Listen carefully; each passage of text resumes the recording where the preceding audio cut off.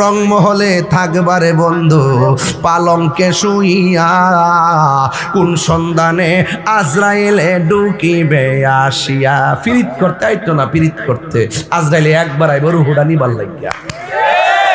আরে রংমহলে থাকেবারে বন্ধু পালঙ্কে শুইয়া, কোন সন্ধানে আজরাইলে ঢুকিবে আসিয়া।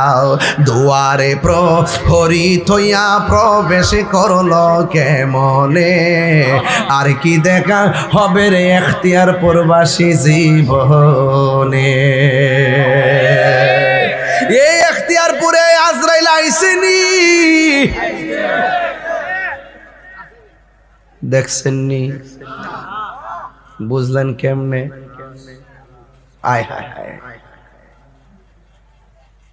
হায় হায় হায় বাজান, দাদার যে আনুষ্ঠানিকতা এটা কিন্তু আমার জন্য অপেক্ষা করতেছে। বাপের যে আনুষ্ঠানিকতা এটা আপনার জন্য অপেক্ষা করতেছে। আপনার বাপটা যখন মারা গেছে মাইক দিয়ে বলছে একটি সুখ সংবাদ, আপনি অপেক্ষা করেন, আপনার আওয়াজও বাজবে। বাপটা যখন মারা গেছে কাফনের কাপড় বাজাতে অপেক্ষা করেন, আপনার জন্য রেডি হয়েছে। রংটা কি?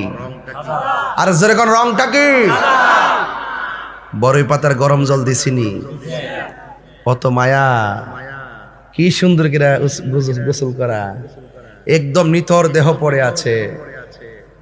এই যুবক পোলাপান, মোবাইল তো তোমাদেরকে গজব করে দিছে। এই চোখ দিয়ে নবী দেখার সুযোগ আছে, এই চোখ তুমি বরবাদ করে দিয়েছো। কথা কোন ঠিক কিনা?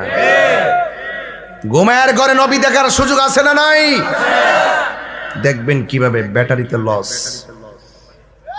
ব্যাটারি কি? যুবক, এখনো তোমাকে আমি বলি, তোমার জীবন কেবল শুরু। আমার মনে করো না যে তোমার কাছে আজরাইল আসবে না। বহুত যুবক প্রতিদিন দেখি রোড অ্যাক্সিডেন্টে ট্রাকের নিচে ঢুকে গেছে, দেখা যায় না? তো আপনি কি মনে করেন যে কোনো মুহূর্তে আজরাইল আসতে পারে কি পারে না?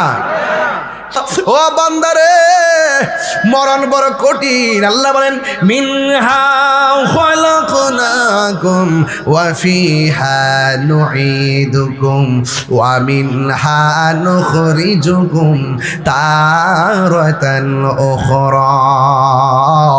আল্লাহ রাব্বুল আলামিন মাটি থেকে আমাদেরকে সৃজন করেছেন, আবার এখানে আমাদেরকে দাফন হতে হবে। আমার নবী, আপনার নবী বলে মরণ বড় কঠিন।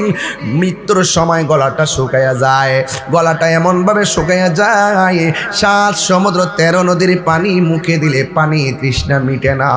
আমার ডানে মা